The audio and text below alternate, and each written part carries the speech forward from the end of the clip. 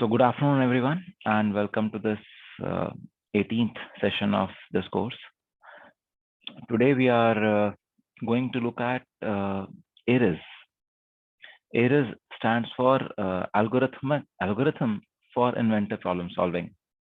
So where TRIZ stands for Theory of Inventive Problem Solving, ARIS is the algorithmic way of approaching problem solving in an inventive manner.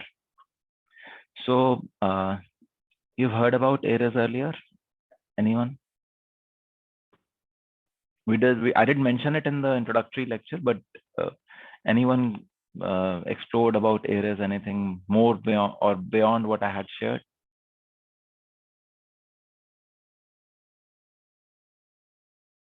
Okay, doesn't look like that. So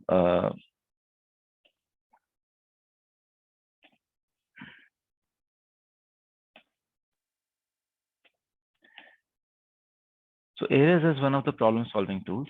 See, in this time, we have already covered function-oriented search, we have covered standard solutions, we have covered inventive principles. ARIS is another problem-solving tool. We will not really talk about smart little people or the library of scientific effects. So this is probably the last problem-solving tool that we're talking about in this course. It stands, as I mentioned, for Algorithm for Inventive Problem Solving. And just like an algorithm, it lists a step, it is a list of step-by-step procedures that incrementally evolve a complex problem into a point where it is simple enough to solve. So I know many of you were struggling to define physical contradictions for your problem and stuff like that.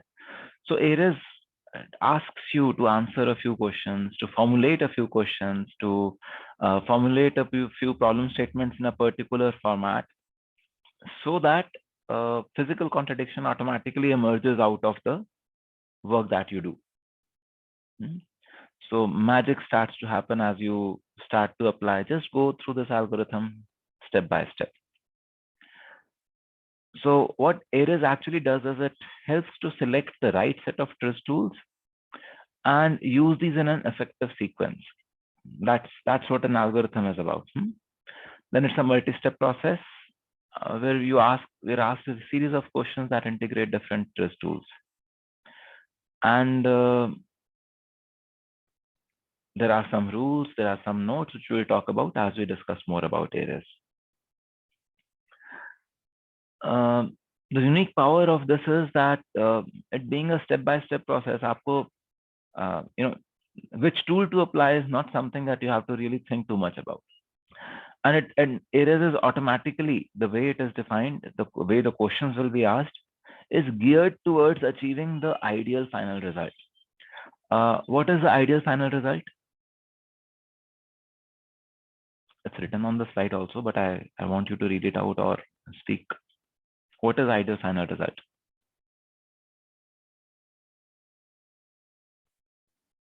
Possible solution. Best solution to inventive problem. So it is, so ideally, so whatever the problem is, in an ideal scenario, the problem should get solved and you should not be doing anything to the system. Like the system should solve the problem all by itself. The problem should get solved and no extra cost should be incurred. That is the way an ideal solution would come into picture. And it is also based on trends of engineering systems evolution that we discussed in the last class, which we know are objective trends and statistical trends. And therefore, since they are statistically relevant, the solutions are usually effective and reliable.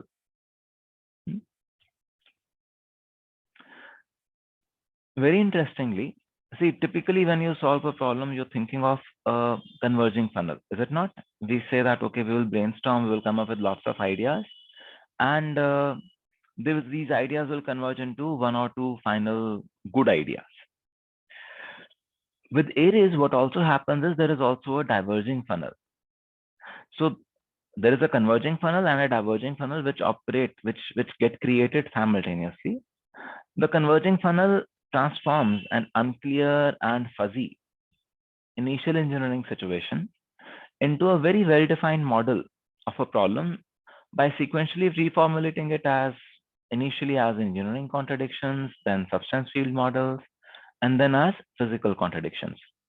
So step by step आपको लेके जाएगा और इन तीनों तरह के abstractions में आपकी problem को डिफाइन करना शुरू कर देगा.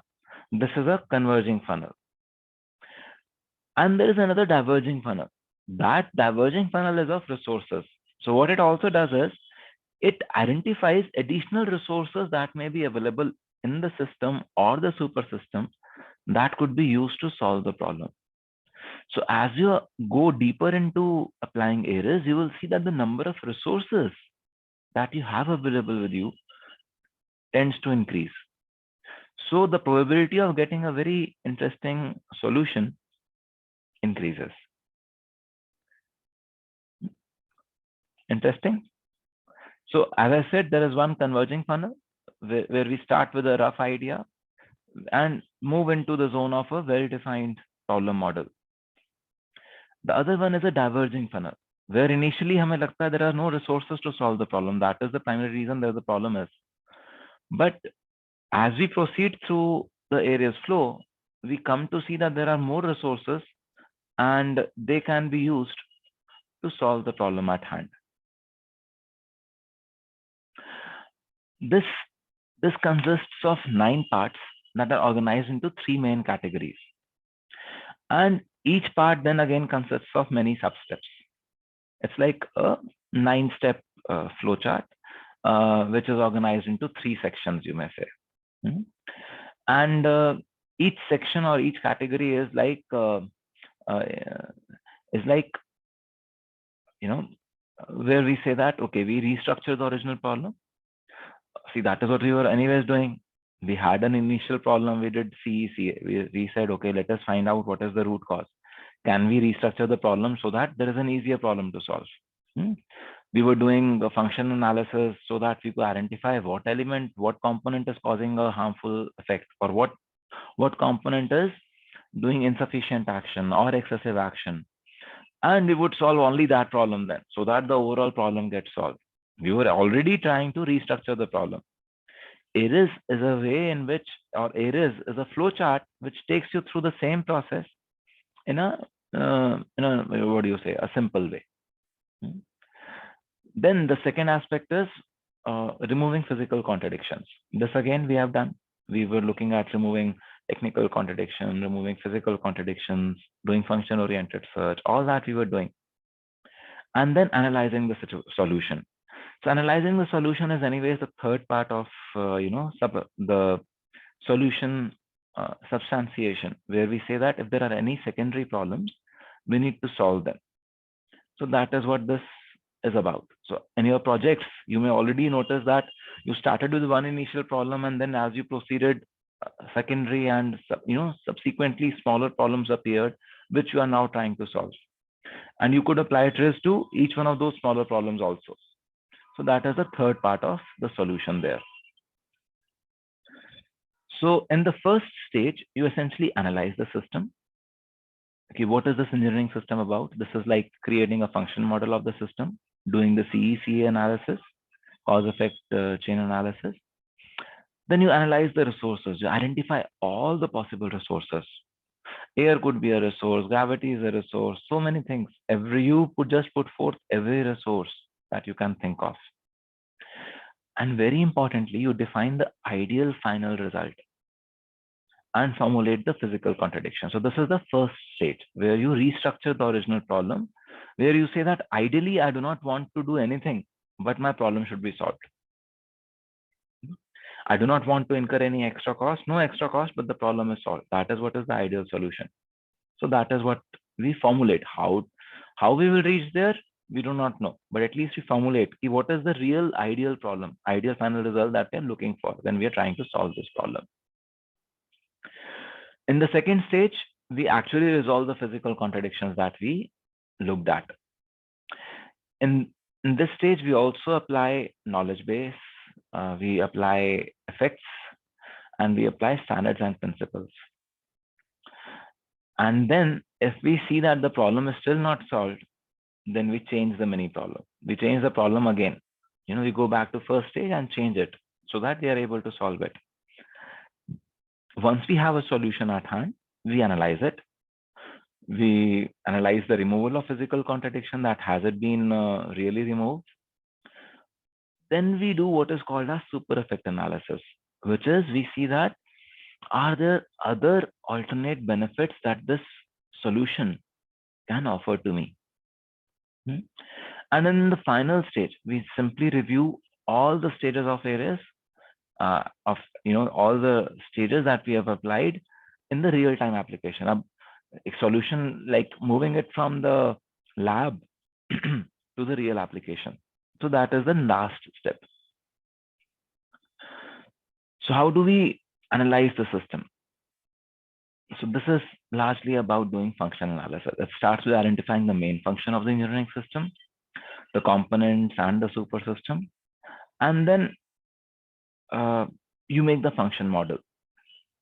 Looking at the function model, you then arrive at the engineering contradiction.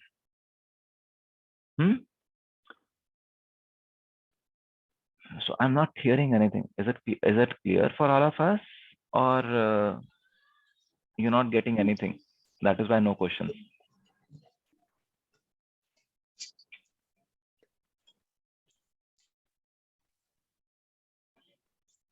So basically we understood that it's a 9-step process and about the converging funnel. Basically, I think we can also use some example to maybe take step by step. Yeah, we will go through an example, but let me just take you through the process. So समझ में आ रहा है अभी तक? That is what I can assume then. Yes, sir. Yes, sir. Okay. So the after that we analyze the system, we have done the function model, and we've done all of that. We then look at analyzing the resources. And resources in terms of everything. See, abhi tak when we were talking of resources, we were talking about system and super system components only. Now we talk of resources in terms of space and time also. So that when we arrive at a physical contradiction, we know which separation principle can be easily applied. Are you able to see this? See, when we arrive at a physical contradiction, abhi tak we simply said, okay, सबसे पहले space apply करो, फिर time apply करो, फिर relationship apply करो, फिर system microsystem apply करो, and so on. Over here, we already identify कि कौन सा resource anyways available है. Is there a resource of space available? Is there a resource of time available? What are the substances? What are the fields which are there available in the super system or the system? And then we move ahead. At least we record them. Then we look at what is the ideal final result. Over here, we kind of make the substance field diagram, and we reformulate it into a physical contradiction. And this kind of enables us to use the various tools that we have. In the fourth part, we expand the list of available resources, and okay, we apply small smart people method. So it seems I will have to introduce it to you if we are really going to apply ARIS in the projects. Any one of your projects, if you apply ARIS, then I can explain this thing to you when the need arises. Okay, I don't want to burden the entire class with this. Then applying the knowledge base, effects, standards, and principles. So the knowledge base is already available in the Tech Optimizer tool that I've shared with you. You can go to the tab where it says library of scientific effects. That is the knowledge base that is being talked about, where we look at various scientific phenomena. For example, if you have to remove water from something, what all scientific principles could you use? For example, you could use capillary effect. For example, you could use centrifugal force. So these are the effects. We all know about these topics in science. We know capillary effect. We have studied about capillary effect in our school physics. We know about centrifugal force. But when the problem is at is on the door and we are trying to solve the problem, it may happen that some of these effects are hidden from our obvious worldview. So in part 5, we actually go and look at these effects in a structured manner, these scientific phenomena in a structured manner. And that is where Tech Optimizer can actually come in very handy for all of you. Then if it so happens that the solution is not there, we are not able to find a solution, then we change the mini problem and we go to step 1 again. We redefine the engineering contradictions. And finally, as I said, we analyze the solution where we expand its applications and see if the application of areas could be improved. This part is something which does not require too much of an effort, but it's important to do. So this is how the flowchart would look like. You first analyze the system, model the problem, write the engineering contradictions, then you analyze the resources. What are the operating zones? What are the operating times? So we know that, okay, if the operating zone is different, then the separation in space is possible. If the operating times are different for the engineering contradiction that we were talking about, then separation in time is possible. And we list down, as I mentioned, resources of system, subsystem, super system, everything. We list down all the resources there. Then we formulate physical contradictions at the macro level and at the micro level, and also formulate the ideal final result. What is the ideal final result? Usually you will notice that ye karte karte mein hi, because you've done the operating zones, operating times analysis, and you're also keeping a view on the ideal final result, you may have a solution. If you have a solution, you directly go to the 7th step, you start to review the solution. If the solution is not there yet, then you try to resolve the physical contradictions, with the conscious effort. If the solution comes, again, directly jump to step 7. No, only then you apply the knowledge base and effects, standards, principles, etc. Abhi bhi solution nahi aaya, then you go to the step 1, change the mini problem all over again. And if you have the solution, you again come back to analyze the solution. Then you see, you answer a few questions. Has the IFR been met? Is it really the ideal final result? Is there no physical contradiction left now? Can it be implemented? Can the solution be implemented? If the answer is yes, you say, okay, develop maximum usage of the solution.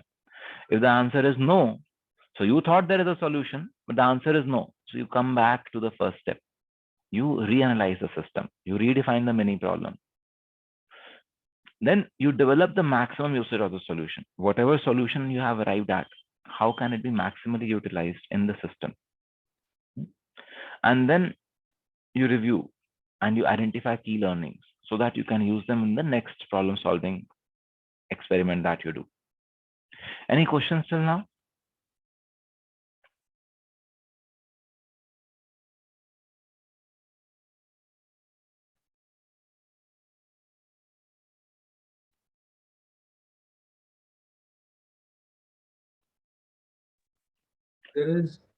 There is no new principle here. It's just, as you said before, it's just a flow chart of how to use this thing. Yes, it's an algorithm.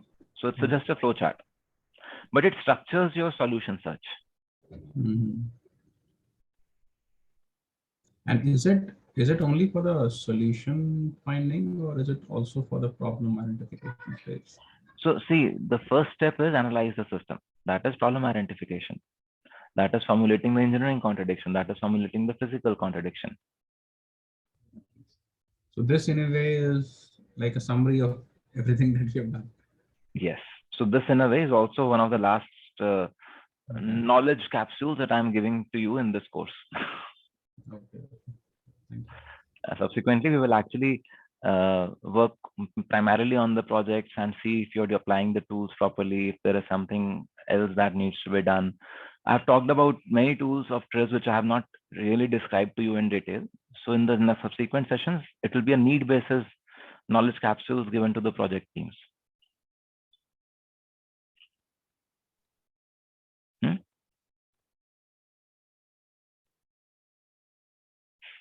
anything else?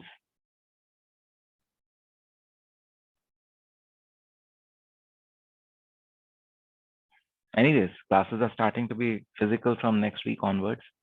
So most probably we will see something interesting then as we meet physically. Okay, so now let us look at an example. You remember I talked about the example of an SRAM cell where we wanted to improve the write operation without degrading the writability of the cell.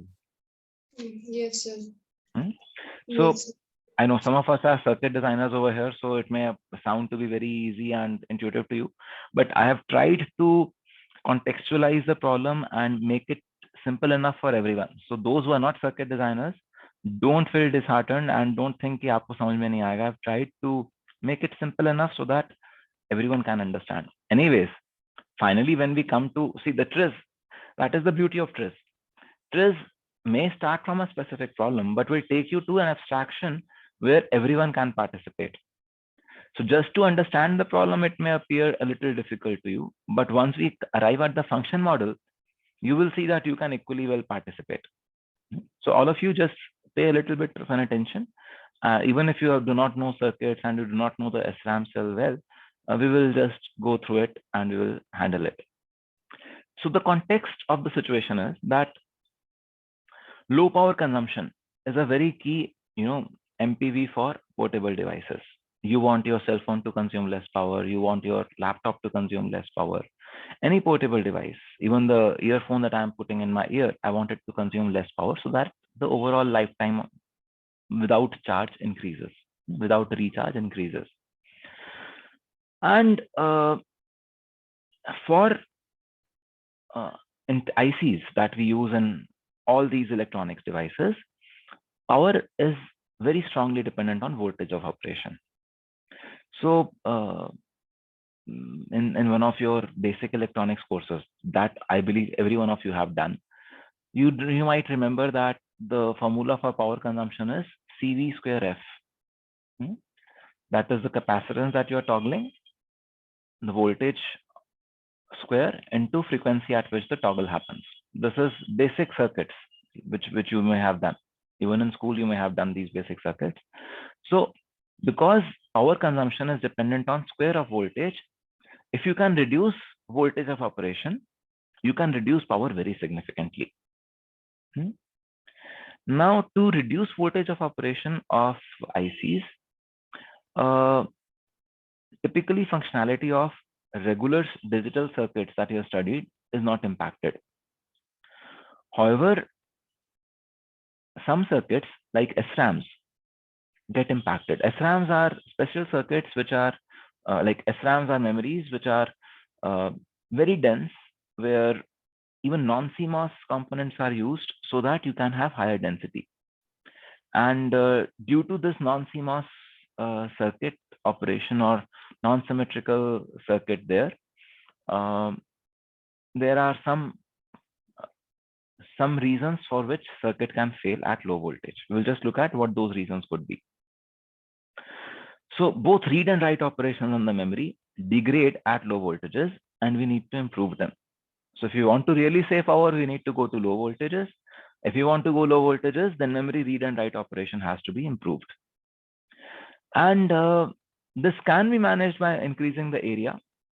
But just like power is a very important MPV, main parameter of value for portable devices, area is also a very important MPV, because if the area degrades, then the cost of the system degrades.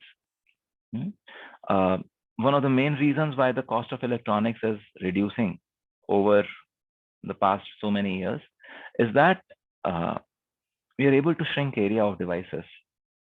And as we shrink area of devices, we are able to fabricate more devices in the same time. And therefore, the machine depreciation cost and all those costs reduce, and we are able to reduce the cost of electronics. So you cannot really increase area also. So the obvious solution, which was there, that increase the area to improve read and write, that doesn't work.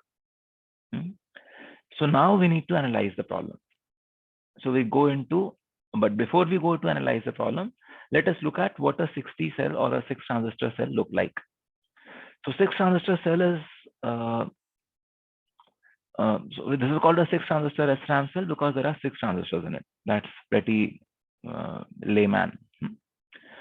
And just to refresh, a transistor is like a switch, which could be open or it could be closed, partially closed or fully closed, based on what is the value at its gate. There are two types of transistors, PMOSes and NMOSes. PMOSes, we are calling them pull-ups in a SRAM cell.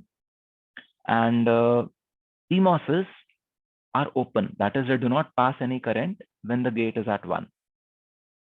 And they are closed when the gate is at 0. On the other hand, NMOSes are open when gate is at 0 and they are closed when gate is at 1. So they pass current when gate is at 1. SRAM is a type of memory. You also have DRAMs, you also have flash memories. SRAM is a type of memory which is typically used for caches in your system. When I use the word cell now, I would actually be meaning a storage element. That this is a storage element. And content of the storage element is a 0 or 1. That is what you can store in any digital electronic circuits. You know, it is about 0 or 1. So the content of a cell could be either 0, you stored a 0 in a memory cell, or you stored a 1 in a memory cell. Read operation is, I want to know what is stored inside the memory cell. Write operation is, I want to store a new content in the memory cell. So this is the 60 memory cell, 60 SRAM cell. And let me explain the write operation to you. So there are these two. So this is a latch. This is one inverter. This is another inverter. So this, in those terms, is a latch. Are you able to see this? Especially CS and non-EC folks. I'm taking you back to digital electronics and basic digital circuits and basic electronics. Yes, sir. Clear? So talking about a latch, and there are two access transistors, pass gates. We call them pass gates. Abhi ke liye. And the two nodes of the latch are named as int node T and int node F. Int internal, node true, internal node false. When I say internal node true is 0, I'm saying that the content of the memory is 0. That I have stored 0. When int node T is 1, I say I have stored 1. Now in this circuit, I want to write. So it already stored a 0. If I want to change the contents, it means I now want to write a 1. How do I write a 1? To be able to write a 1, what is actually done is this node, BLB node, that is taken to 0, while BL node is maintained at 1. And then this signal, which is called as word line, I've acronymed it as WL over here, goes high. So can you remind me? This is a NMOS. What happens when the gate goes to 1? Does it start to conduct or does it become open? Is the switch open or closed now when WL went to 1?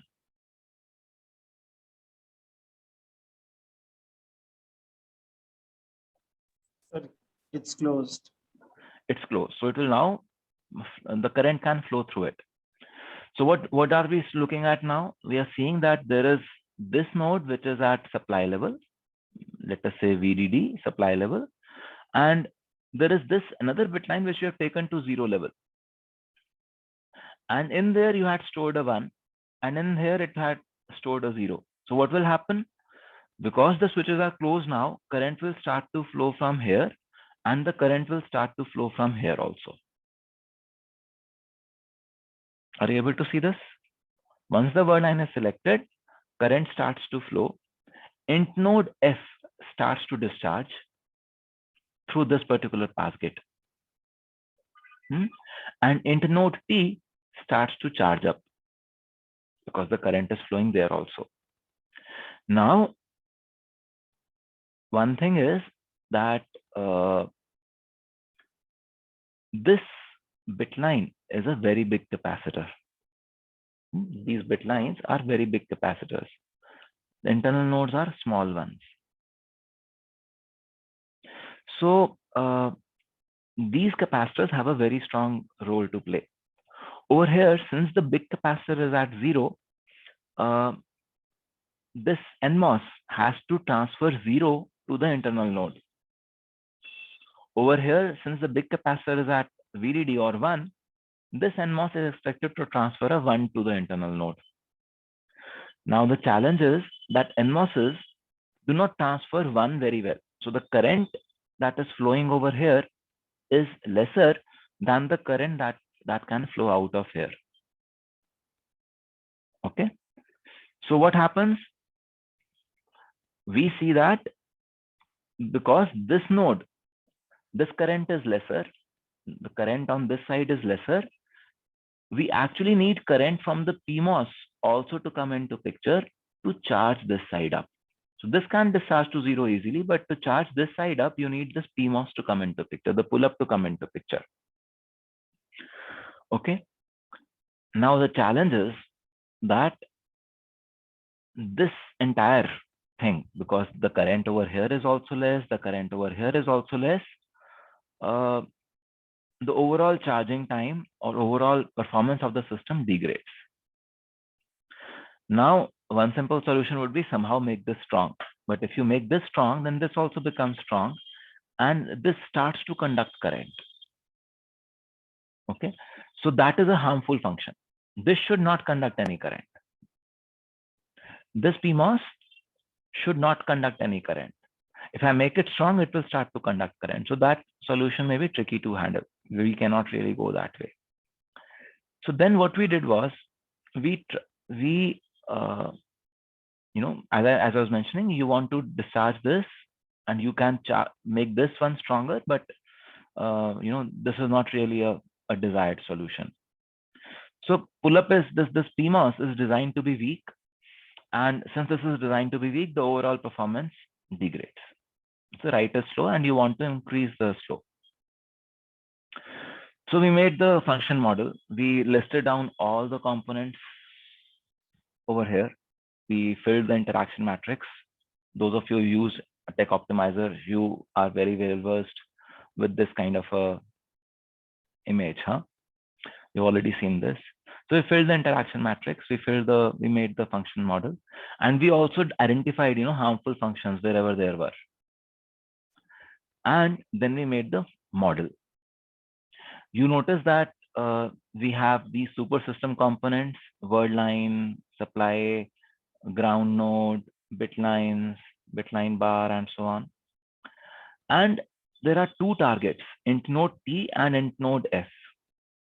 Int node T needs to charge up and int node F needs to discharge.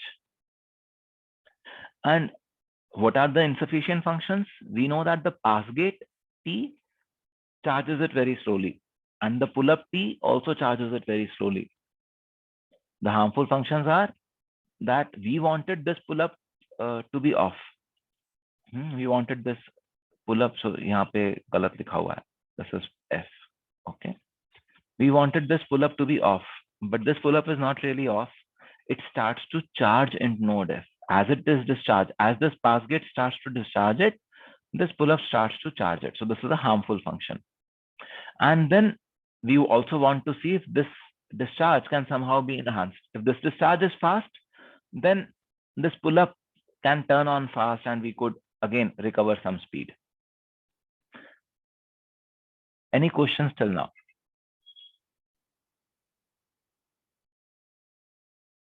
So now we are out of this transistor and you know, signal business. We're now talking about a function model where there are some harmful functions and there are some insufficiently performed functions.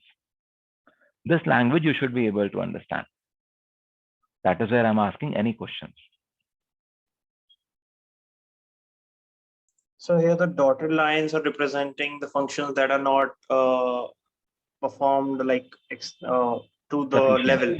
Yeah, Yes. sufficiently. Insufficiently So they are insufficient. Accessible insufficient. I'm sorry. The dotted lines are excessive or insufficient functions. No, excessive would be dark line. Dotted lines are insufficient functions. So that is the Tech Optimizer tool. It automatically does it like that. I did not do anything separately. Tech Optimizer did it. I just told it is insufficiently performed and it made a dashed line there. Sure. Yeah.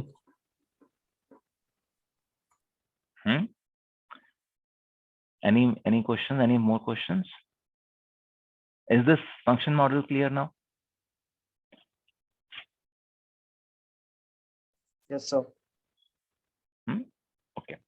So now using this function model, we then said, okay, there are these problems there which we want to solve.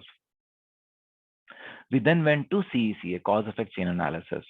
What is the symptom? Write operation is not efficient when VDD is slow. When we are operating at low voltage of operation, then write operation is not efficient.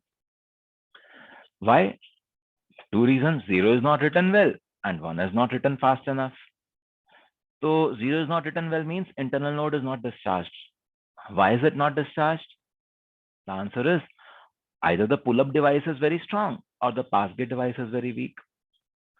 Why is the pull-up device very strong? We say, okay, pull-up device is strong because the control VGS is very high or the size of the pull-up is large.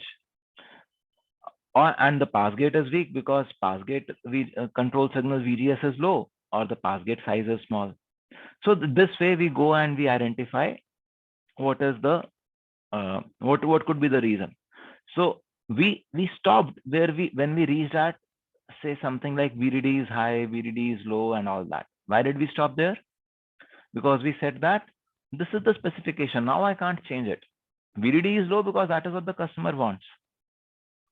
If VDD is low, then I can't, this is the specification. So I have to solve one of the previous problems over here.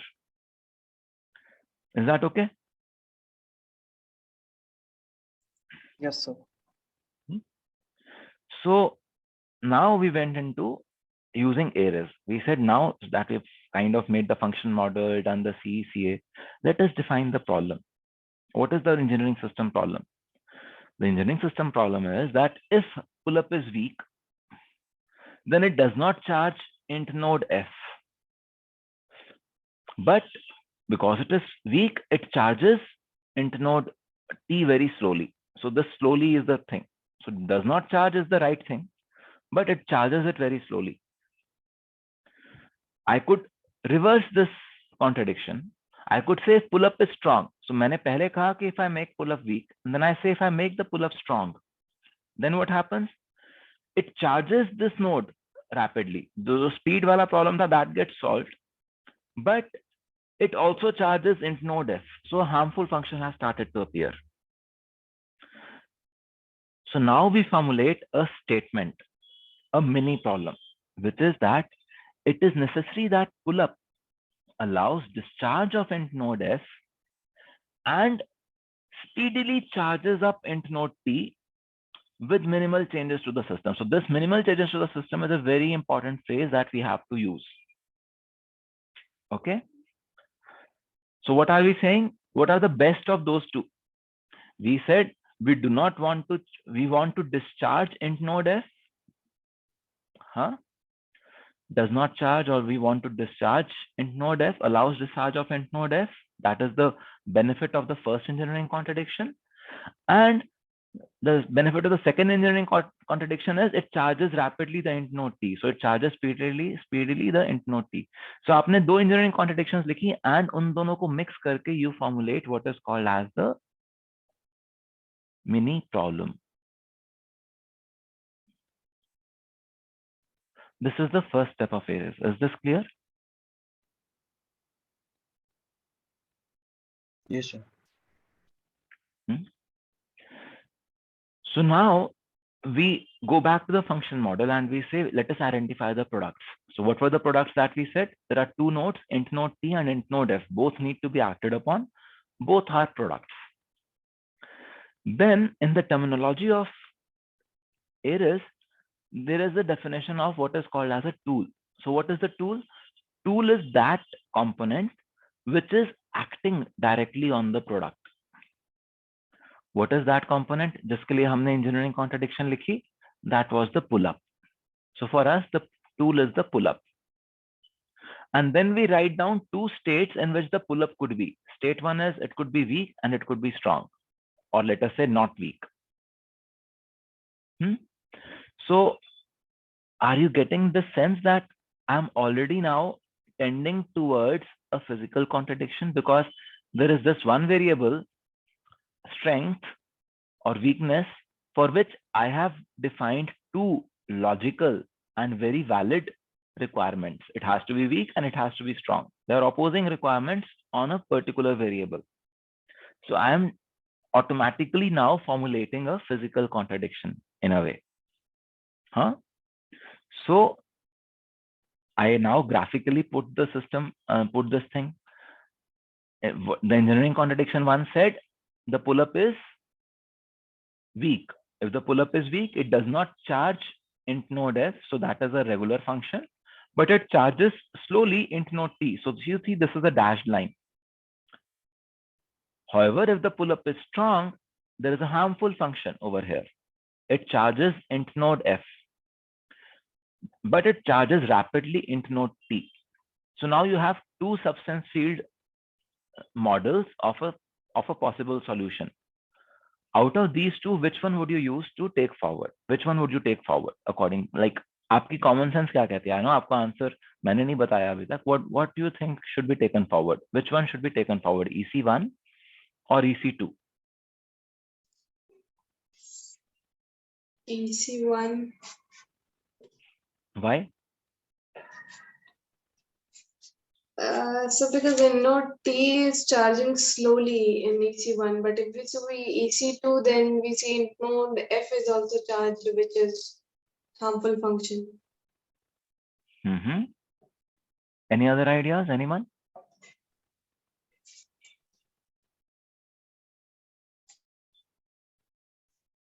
Sir, I think based on what type of solution we would try to approach, if we go with EC2 as well, then we can perform trimming to, let's say, eliminate that harmful function.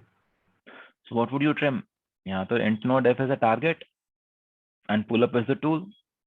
Yes, sir. I You understand. can't trim product and tool, both of them you can't trim.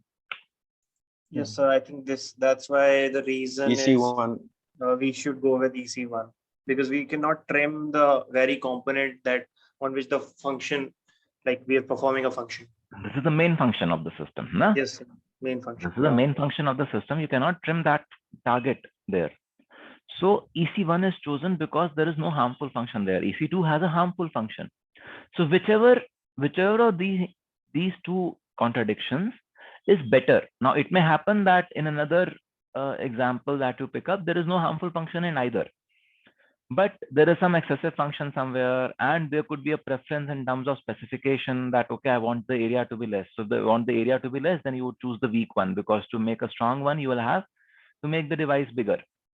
So there could be other such constraints which could help you choose the engineering contradiction to be taken forward.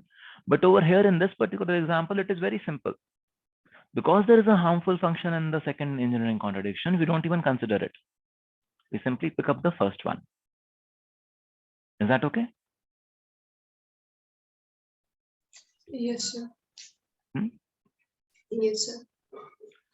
So we picked up that engineering contradiction and we say, we rephrase it. We say, okay, if pull-up is weak, pull-up does not charge int node f, and it charges slowly int node t. Now we exaggerate. That is ARIS step 1.5 and 1.6. We exaggerate the contradiction. We say pull-up does not charge int node f, but it charges very, very slowly int node t. And then we bring in this X factor. This X factor is something which we do not know. What we'll do, we do not know the answer yet, but we say it is necessary to introduce an X factor that enables pull-up to not charge int node f and charge rapidly int node t without any harmful consequences. Now, this without any harmful consequences is also a very important phrase, because see, we had chosen EC1 simply because it had no harmful functions in it. So we do not want to do something, introduce something else which introduces harmful functions. So this is also a very key requirement that we have to put on the X factor that we are talking about. What is this X factor? We do not know yet. As we move through the flowchart, as we move through the algorithm, we may find out, and that could be the solution. So the mini problem or the problem model has no substance field diagram per se, because there are no fields, there are these components only. So we simply say that, okay, we want to introduce an X factor which charges rapidly and does not charge int node f at all. Then we go to part 2, where we analyze the problem model now. We look at if the operating zone and space is different. Yes, they are different. Int node T, for int node T, the requirement is that the pull-up should be strong. For int node F, the requirement is pull-up should be weak. What about time? Oh, the time is the write duration when we are trying to write into the memory cell.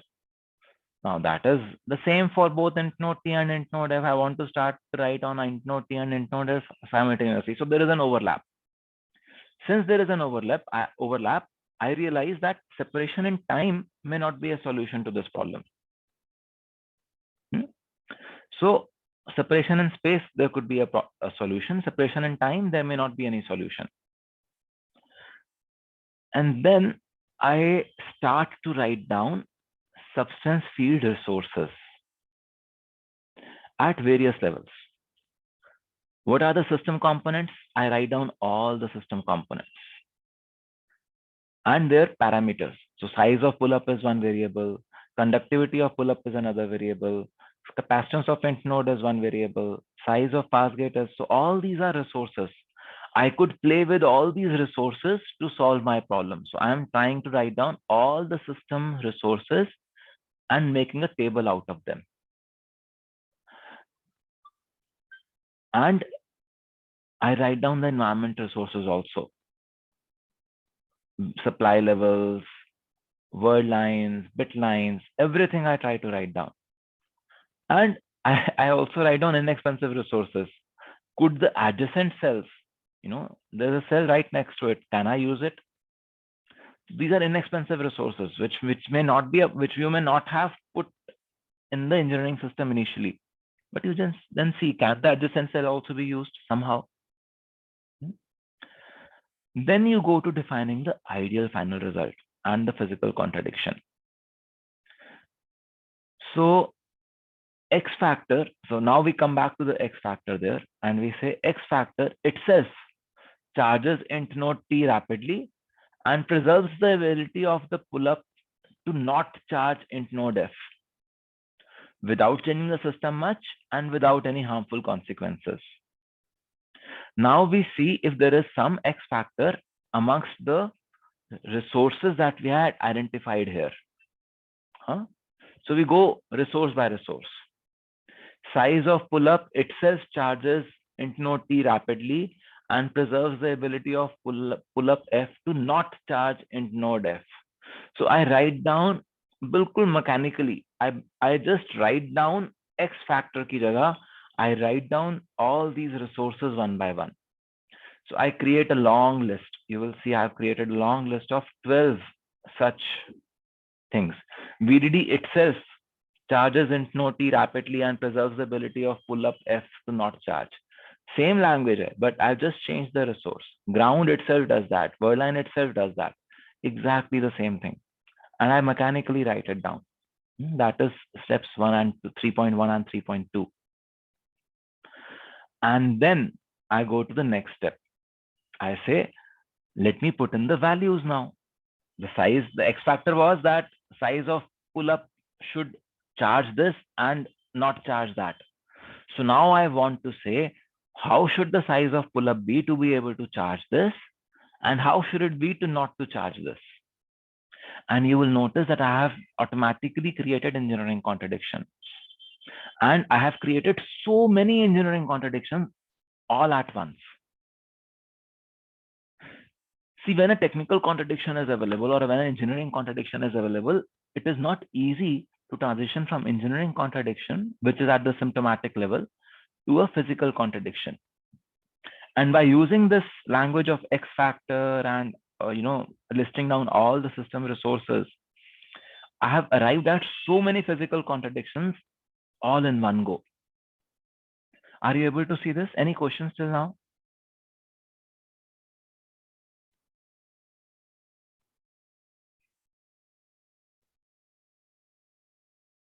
Is this clear till now? Yes, sir. Viman, Om, Sanskar. Now we're not talking Yes, about a sir. circuit at all. Now we are just talking about this model that we had created. Om, Sanskar, Soumyadeep. Yes. Okay. So now we look at these engineering contradictions. So there are some engineering contradictions already there. And at some places, you see there is no contradiction. It says size of pass gate should be large to charge int node T rapidly and also discharge. So there is no contradiction. I know there is a possible, so this could be a possible solution there. Conductivity of pass gate should be high to charge and also discharge. So where there are no contradictions, there clearly could be very easy solutions. Now, if you think that that is a solution, what would happen? You say, okay, I will increase the size of this. If you increase the size of the pass gate, the area would increase. So when you will go to step 7, you say this is the solution, you will directly jump to step 7 from here. And step 7 would have said, oh, this solution increases area. Area is also an MPV, so this solution doesn't work. So you may come back to either step 3.3 or then you go back to step 1. We do not know. But it does point you to some solutions right away. अभी आपने physical contradiction को resolve करने की भी बात नहीं करी, and there are some solutions which start to appear out of this analysis. Are you able to appreciate this?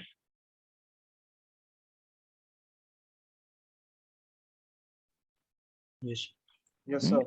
So जब आपने वो flow chart देखा था, this one, तब आपको शायद समझ में नहीं आया होगा कि ये कहा क्या जा रहा है, sorry, yeah, कि अभी आप थर्ड पॉइंट पे ही हो, फिजिकल कॉन्ट्रडिक्शन बस अभी डिफाइन करी है और आप कह रहे हो सॉल्यूशन भी आ गया क्या, है ना? तब आपको ये वाला पॉइंट इतना समझ में नहीं आया होगा. But now you are able to see that the solution is right there. There are, when we go through the process itself, when you are talking about resources of the system, super system, subsystem, when you've done just this much only, some solution may emerge automatically, and that could solve the problem. You directly go from 0.3 to 0.7.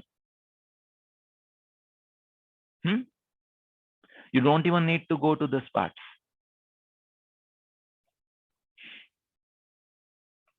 So are you able to see this? Why the flowchart had a solution in right there even before resolving physical contradictions? Because that is what this tool does to us. So we say there is no contradiction here, no contradiction here. And for each of those 12 X factors, I try to find it out. Now for the 12th X factor, I can't do anything. What was the 12th X factor? Adjacent cell itself charges int node T rapidly and preserves the ability of pull up F to not to charge. So now adjacent cell I had put in as an inexpensive resource there, but what happened? Adjacent cell was not even interacting with my int node T or int node F and anything. So there is nothing that I could do to it. So if there was some extra resource that you put, you will automatically remove it from the system now. And there are some contradictions, there were some no contradiction things. Now you start to refine it. So now you're talking of using what is called as some magical component. Magical component, particles which are available in pull-up to improve its conductivity to charge int node T rapidly, but not available in the other pull-up so as not to charge int node F. Wherever there are contradictions, you try to see if there could be you could talk about some magical particles there. Magical particles. So particles are not available in pull down 1 to have low conductivity to charge int node S, but they are available in pull down, the other pull down, to have high conductivity and not to charge the other int node. So you talk of it in terms of particles. Basically, you are kind of expanding your resources. Can there be something else? Can there be some particle, some way to get that? And you then also talk about in the region of the int node F, because you knew that the operating zone can be different. You could separate by the space. So you now talk of it in terms of space. In the space of int node F, the node that needs to be charged up, conductivity of devices changes automatically in such a manner that it charges rapidly. You see, we are using some terms automatically. It automatically does it. It happens. We already used the term region, so that I can already start to think of separation in space. So we formulate the problem in a particular manner. And we now start to resolve the physical contradictions. For example, size of pull-up S should be large to conduct, but small. So for symmetry requirements, pull-ups have to be physically equal. But I could possibly use the principle of segmentation because I know that I could separate in space. If I can separate in space, then the principles, inventive principles I could use there were segmentation. If I could segment and evolve an independent control for pull-up T and pull-up F, then I could have an answer. So there's a possible solution over here. Then it says conductivity of this should be high in this region and low in that region. So due to symmetry requirements, conductivity is designed to be equal. But can I achieve IFR2 by using other resources in the system? We do not know. Then 3 and 4, we said there was no contradiction, so there are clearly solutions that are possible there. 5, again, there's a solution that is possible there. 6, size of pull down T should be small to charge int node F, should be large to charge int node T. So again, there is a possibility due to symmetry reasons that we cannot do it, but can I use segmentation again? So again, because they are in different operating zones. So again, there is a possible solution over here. So just going through this flowchart has highlighted some possible solutions to me. There is a possible solution with 8th resource also, 9th resource also, 10th and 11th also. So there are so many possible solutions. Now, for each of these solutions, directly from step 3.6, I can actually go to step 7. And you will see that we were able to, for example, separate VDD. So this solution I had shared with you even in the introductory lecture. You remember? We had shared the solution where we said that we would split the supply voltages for the int node F and int node T so that it could charge the int node F fast, but not discharge the int node T. Remember this solution? We had talked about it. Us samay reflect nahi kara hoga, but that is a patent that we had filed. I will just show that slide to you again. Just give me a second.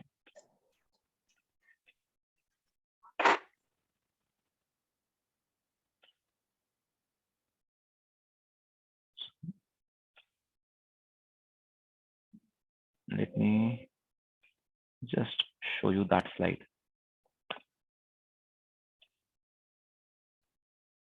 And this was so long back that I'm almost sure you might have forgotten about it. So let me just come to it.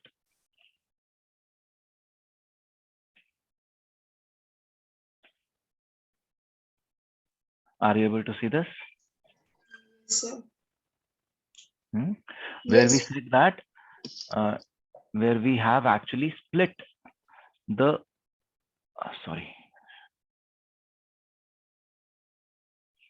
we've actually split the supply voltage, segmented the supply voltage, given different body bias voltages also, and we could say that the solution not only improved writability, it also improved speed.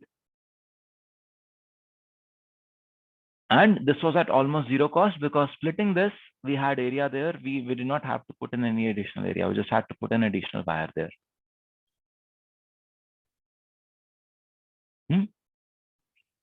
So you see, यहाँ पे भी हमने वही contradiction लिखा है. PMOS should be weak to improve writability. PMOS should be strong to improve write speed. So what we discussed just now, I had already hinted that to you long back.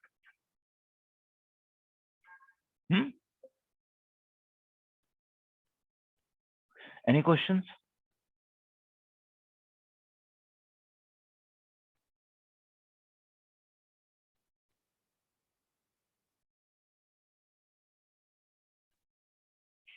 We are separating VDD. We could separate GND. We could do all that, and that solution finally worked for us.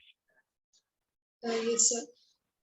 Sir, like in this question, like maybe we can apply all the possible solution and then compare the results and then find out which one works the best. Yes, we did that. जैसा मैंने आपको कहा, I'm not giving all the details to you, but for example, I said this size of pass gate. It says it should be large. It's such a simple solution. There's no contradiction. When we went to step 7, we saw, oh, area is increasing. So we rejected this solution. Capacitance of end node T and F should be small. I want to keep it small. This is a possible solution, but how do I keep it small? This is a parasitic capacitance only. There is nothing that I could do. This was not really a solution. So there was no contradiction here. This appeared to be a solution, but this was not really a solution. So many could be fake, but finally, because there are so many of the possible solutions there, you could arrive at something really meaningful and interesting, finally. Yes, sir.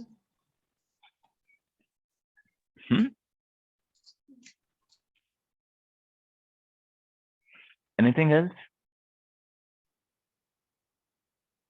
Any questions? Anything that is not clear? So in the question, in the diagram, we were like changing the VDD or just separating it. I mean, like both of them will be same, but they are like we are like taking them from different bias. Yeah. So what happens is we split the VDD, and we said VDD should be high where the charging rapidly has to happen, and VDD should be low where no charge has to be happened. So we split the VDD and we changed. Since now we have two different VDDs available, we could modulate each one of them separately and independently. Yes, sir. Okay. Hello, sir. Yes. Sir, I was just thinking that since we are only considering about the write margin and writability and write time, sir, if we consider other performance parameters also, then some solution get directly eliminated. For example, I was thinking that you told like increasing the size of pass gate, so since the stability would degrade, so in that case, that solution gets eliminated, right? Yeah. So see, that is a secondary problem. The stability degrades, so you increase the pull down also. Yes, sir. No. Finally, as soon as we went to step 7, we realized, oh, area is increasing. We dropped the solution. Yes, sir. Similarly, for the 10th one here, for example, because you know the memory cell, you know that if word line goes high, there is no contradiction. I could keep word line to be high, but as soon as I do that, stability degrades. Also, that this was also dropped. Issue. This was also dropped. Hai? Yes, sir. Yes, sir. Understood. Yes, sir. But some interesting solutions could still come up. If they don't, then we go back to step 1 and we redefine the mini problem. We find a new engineering contradiction in the system. And for example, none of the solutions work. Then we realize, oh, solutions are not working. It means क्योंकि हमने area की बात ही नहीं करी अपनी problem statement में. See क्यों नहीं work करे? Solutions तो दिखाए system ने. But either because of area or because of read stability, these solutions could not work. So I would redefine the mini problem where area would also figure in. Or I would redefine the mini problem where stability would also figure in. And then I would search for solutions again.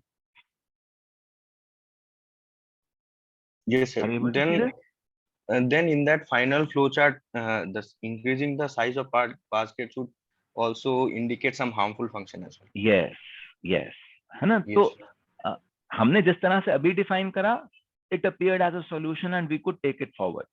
But if there was no solution that would have come out of it, we would have gone back to the drawing board. We could have redefined that, the solution was not there because almost every solution was stuck with the area part. So area is such an important MPV that we cannot ignore it.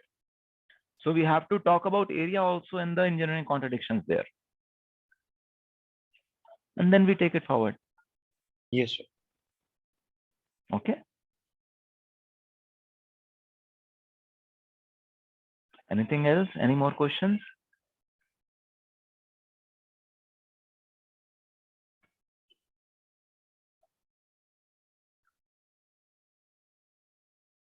Okay. So there are no further questions. Then we can close the class here. Is that okay? Because it's very few people in the class today. There is no point in going into breakout rooms either. So if you have any project related questions, we can discuss those.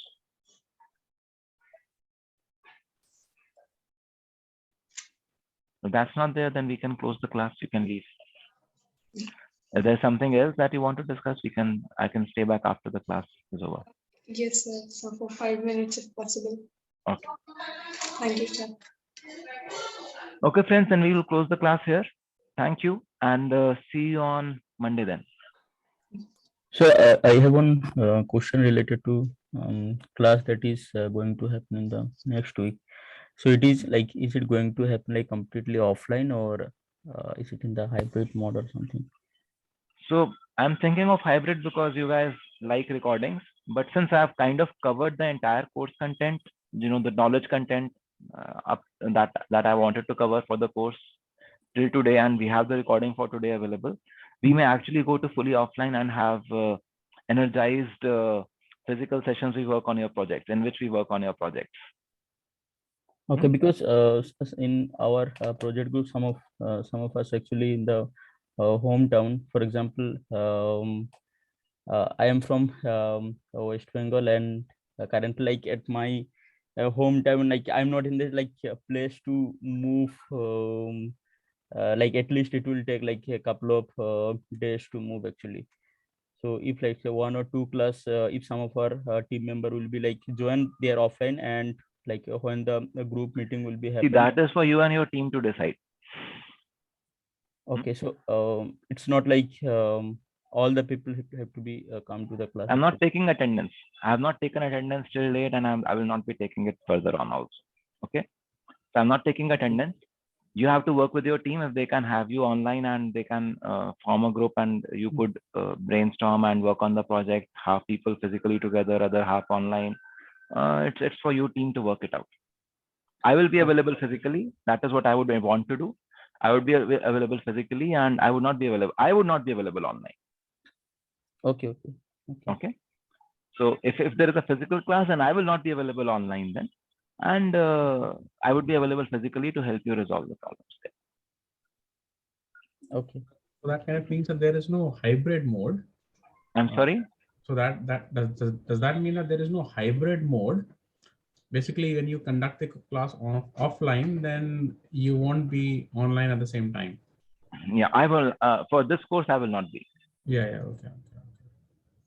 Okay. So one choice for us is to come to the class. The other choice is to work within our teams in an online way. But then we'll miss your guidance. Right? Yeah. Otherwise, if for example, in a team of 5 or 6 people, 4 are physically there, and you join on say a Google Meet with them. Okay. So I will be physically available. I will I will move around in the room, and if there are questions that this group has, just like in breakout rooms we used to come, I would come to the breakout rooms, and even if you're not physically there, you are online, and you know that okay, I am there with your team, you could also ask questions then. Okay. Hana? Okay. But because there is no new content that I will be covering per se, so there's no point in me being online also. And in this class, I actually need to move around the room. So online I cannot be connected to the to the monitor or to the camera because I have to move around. For this class, it doesn't make any sense to have online presence. And we don't When- have any, do we not have any constant substantiation principles? You originally said that you would also cover those. Yeah, so we can look at it. We will see. Agar aisa kuch raha, then that particular class I will conduct online. Online, okay. That particular class, then I will be only online then. Okay, got it. Okay. So if the need arises, if there are say 1 or 2 projects, for example, I do know that there is a project or 2 which could benefit from a discussion on a little more detailed discussion on flow analysis. So for that part, I could be online. So it could happen that in the coming weeks, 1 class is online, 1 class is offline. That could also happen. Okay. But if there is an offline class, then I am not online in that class. It's not a hybrid mode that I am going with. Okay. Okay, thank you. Chaliye. All the best, guys. See you. I'm stopping the recording now.